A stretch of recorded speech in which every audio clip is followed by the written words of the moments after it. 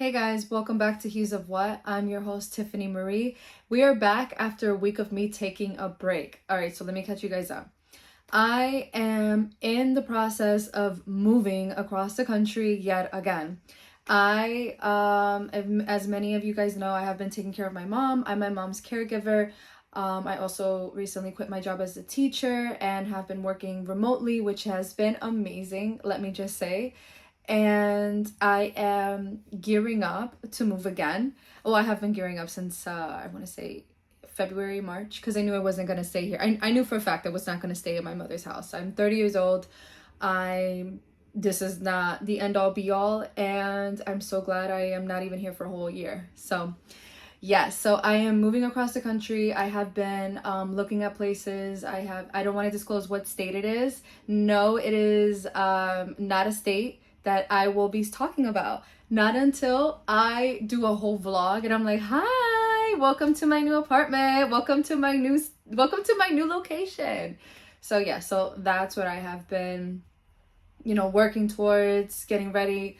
So yeah, so I want to apologize. And also another reason why I have not been as active for the past week on my podcast is because I have been getting to know a few not family members, but a few people in Palestine, specifically in Gaza, and they are under constant bombardment. They are losing food.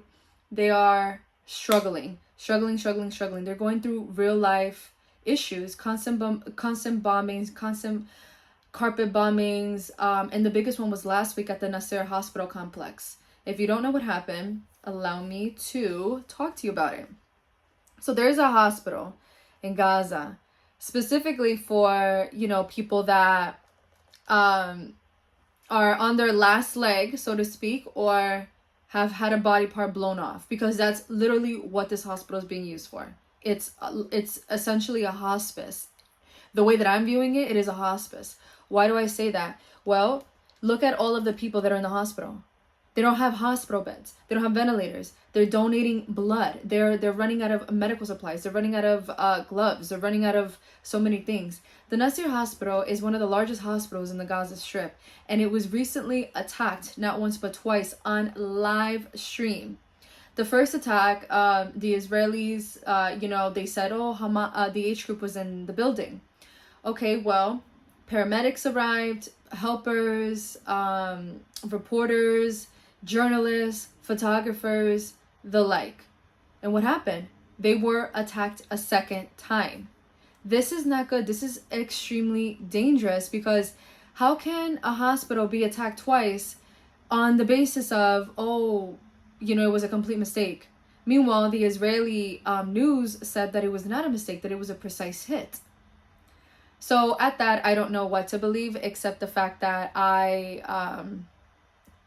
cannot trust what is being said. I'm playing with my volume. I'm trying to turn it up so that way you guys hear me. Okay, good. There it is.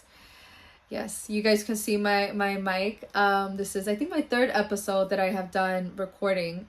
And I love my siren mic. I love everything about it. It's not sponsored, not yet, hopefully. But yeah, so back to Gaza. So my friends in Gaza have been telling me about it. They are burying family members every single day. You know how they get water? A water truck passes by and they have to run to it. They have to hope to God Almighty that they're not sniped by the IOF. Every single day it is a battle. It is literally survival of the fittest is what I'm seeing on X that is being said. Survival of the fittest or Squid Games. They're using this as a sport to see who can get the aid, this and that. And then when they get the aid, the flour, last year was known, it was a bloodbath. It's just, and I'm going to include all of this here too. I know my last episode I forgot to include the pictures. Forgive me, I'm including them now, and I'm going to be editing this on CapCut. But yeah, so I want to read to you what the BBC has written following the attacks at the Nasser hospital complex. They write, how the double strike on Gaza's Nasser hospital unfolded. On Monday, Nasser hospital, the largest in southern Gaza and one of the few still partially operating in the strip, notice the word they use, partially, was hit twice by Israeli strikes. At least 20 people were reportedly unalived, including journalists and medical staff. The attack has drawn international condemnation, and the United Nations has said there must be justice. On Tuesday, the Israeli military said the strike had targeted a camera positioned by the H group without providing evidence, but added that further investigation was needed into how the strikes have been authorized. BBC Verify analyzed footage from the attack and its aftermath to piece together the timeline of events and what it reveals. Reha Kansara has more. Let's continue. Oh, actually, that is all that is written on it. So as you can see, it appears that it was a targeted attack. It appears that this is everything that is being said. Now, I want to go back to an article. I'm going to include the picture here. This was written on June 5th of this year. It says the restrictions further threaten Palestinians' access to life-saving care in Gaza. Israeli forces, displacement orders, and bombings in the close vicinity of Nasser Hospital in Khan Yunis have forced Doctors Without Borders, Médecins Sans Frontières, which is the MSF, to adjust its operations in the hospital and move part of its burn and orthopedic activities to our field hospital in Dahir al-Bala, which is where I believe Multaz is from. Correct me if I'm wrong. This minimizes the risk to some patients and staff whose safety is our top priority. Despite the insecurity and movement restrictions, our commitment to Nasser Hospital continues through our physical presence and our work in the maternity and pediatric wards, technical expertise, specialist visits, and financial support. This facility has the last functioning intensive care units for children and newborns in the south, which cannot be moved. Nasser Hospital is the only remaining home for Palestinians in southern Gaza, especially women and children in need of urgent medical care who are living under constant bombardment and displacement with no access to even basic supplies and services. It is crucial that this medical facility is fully protected, respected, and remains able to function. Neither of the three listed are what's going on now.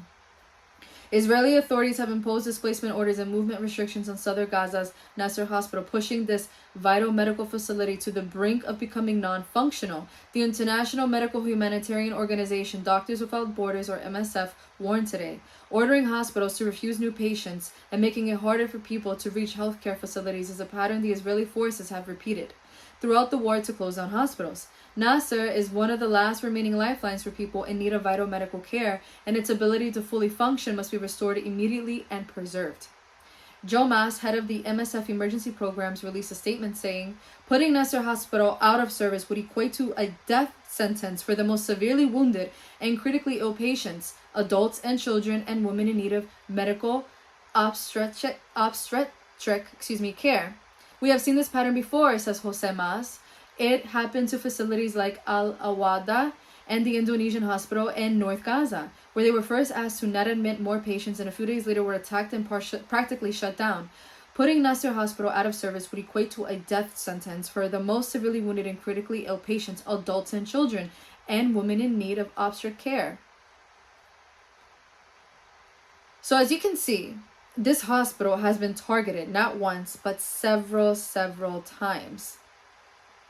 And at least 4 Israeli munitions were fired, it's being reported, were fired at Gaza's Nasser Hospital in an attack that killed the like. There is so much going on right now. The most that anyone can do is try to donate, is try to befriend the Palestinians, because they have no hope. My friend Ahmed said, we are looked at as numbers. Nobody cares about us. He also said he was borrowing a tent, and because his friends and family were headed to the south, was headed back to Rafah, they needed the tent back. He sent me a video of him taking down the tent. When I tell you I broke down, he looked so overwhelmed, more overwhelmed than what I normally see him. He looked like his head was chopped off and he was like his mind was running around like a chicken without a head.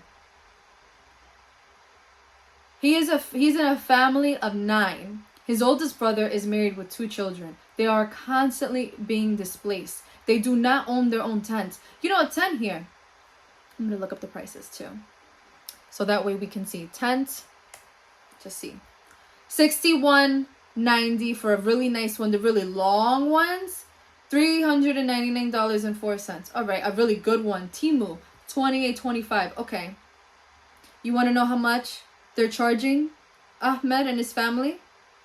$1,100. And he needs $1,200 because in order to withdraw the money, GoFundMe has now price gouged that as well. So they're heavily taxing the Palestinians simply for needing money to support themselves. This is evil. There's madness all around. There's constant injustice going on.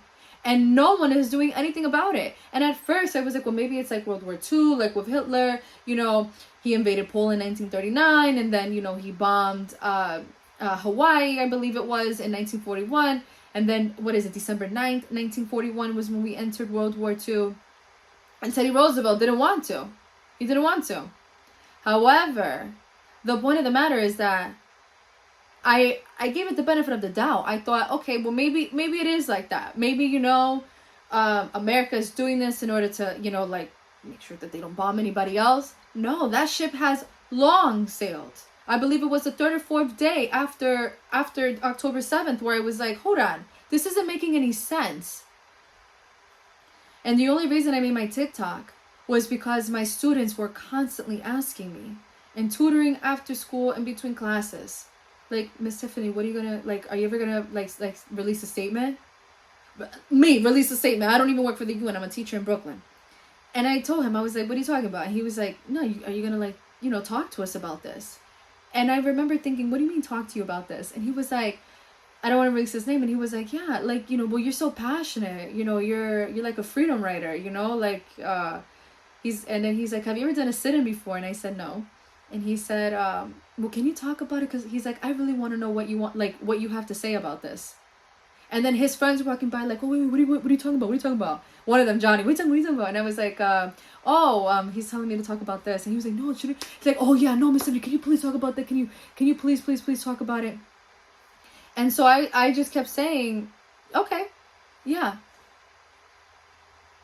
I didn't allow anybody to silence me. I will never allow anyone to silence me. When you have children coming to you and asking you for the truth, the worst thing to do is to lie. The worst thing to do also is to commit a genocide against their people and slaughter them, gaslight them, manipulate them, and then say, oh, anti-Semitism. No, that's not anti-Semitism. That's telling the truth and revealing the truth and talking about things that are extremely important. Number 1, why are you guys doing that to God's holy land? Number 2, did you not read the book of Jeremiah? Number 3, for it is written in Galatians and also Romans, the true inheritors of the kingdom of heaven. If you give money towards a war that is unaliving children, you will be held guilty. Now, of course, America's taking our tax dollars and making us do that. But I refuse to be complicit. That's why I raise my voice. For it is written, it is better to... I'm going to read to you what Jesus had to say. In Luke 17:2, when it comes to children, it would be better, and I'm reading out of the NIV, the New International Version. It would be better for him to be thrown into the sea with a millstone tied around their neck than to cause one of these little ones to stumble.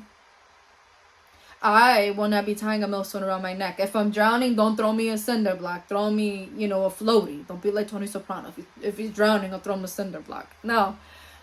But we should be speaking up. We should be speaking up. It doesn't matter if we don't know them. It doesn't matter if we can't sympathize. Why can't we do the right thing like Spike Lee says in his movie with Radio Raheem? Why can't we get up and talk about these things? Why can't we say, hey, this isn't right, and you say this, but over here in the New Testament it says this. Why can't we defend the word of God? Why can't we defend innocent people losing their lives? Why can't we stand up for what is right? What is wrong with people and the bystander effect? I was so overhearing that in college, and it was making me sick to my stomach. When people get pushed in front of the trains, I get it, that's different. I've seen that before, 10 years in New York, I've seen that. I've seen it before. That's different. But when you see people getting bullied, when you see people being, ostracized, you're not going to step in and say, yo, what are you doing? No, people aren't doing that anymore. And that's what's crazy. It's that, I feel like there's so few of us, like me, that jump in and help people. And I'm not saying go and donate $10,000. You guys can't donate $5, $10? You guys can't stop eating at McDonald's. You guys can't boycott. You guys can't educate yourselves, research. I majored in English literature and I minored in religious studies. I studied at LaGuardia and Hunter. And I would never regret that. I would never change my college years. They were the best years of my life, actually. They were the best years of my life. But I think that we should be more educated and we should come together and we should learn to defend the rights of people who are innocent. Because God also says that too, to defend the widow. How many widows are there in Gaza? How many widows are there in Palestine? To defend the fatherless. I hate to say this, but the age group resistance fighters, the majority of them are orphaned because of what has happened to them. I don't sympathize with murderers. I sympathize with people that do the right thing. Number one, I was raised between America and the Dominican Republic. So I know what a resistant fighter is. And I know what it means to resist and to stand your ground and to defend the land that your parents or grandparents put hard work into. I know exactly what that looks like. And I know exactly what that feels like. Having to fight over land in court. At the tribunal. The point is, we need to defend people. And Jesus said to his disciples, it is inevitable that stumbling blocks will come, but woe to the one through whom they come. It would be better for him to have a milestone hung around his neck and be thrown into the sea than to cause one of these little ones to stumble. Watch yourself. If your brother sins, rebuke him. And if he repents, forgive him. We need to be calling out our friends and saying, yo, I know you don't stand with this, but that's wrong. Because why should a nation of people have to be slaughtered on national television for us to be like, you know what, maybe this is going a little too far. Because I've been saying it since the beginning. This is demonic. I'm going to leave it here. I'm going to post the pictures and I'm also going to put my friend Ahmed's link in the description. Donate whatever you guys can. I have donated as much as I can, but he needs help. He's at $201. He needs $1,000 more. We can do this. Please donate whatever you have. Please like and share and retweet when you see this on X. And give me all the support that I can. Because I am actually wanting to volunteer in the West Bank. Or in Gaza, if I'm allowed to. There's nothing more beautiful than defending someone and standing up for what's right. That's all I have to say. Thank you guys so much for listening to Hues of What. I'm your host, Tiffany Marie. Have a great and wonderful Tuesday, and we'll be back tomorrow for Womanhood Wednesday. Bye.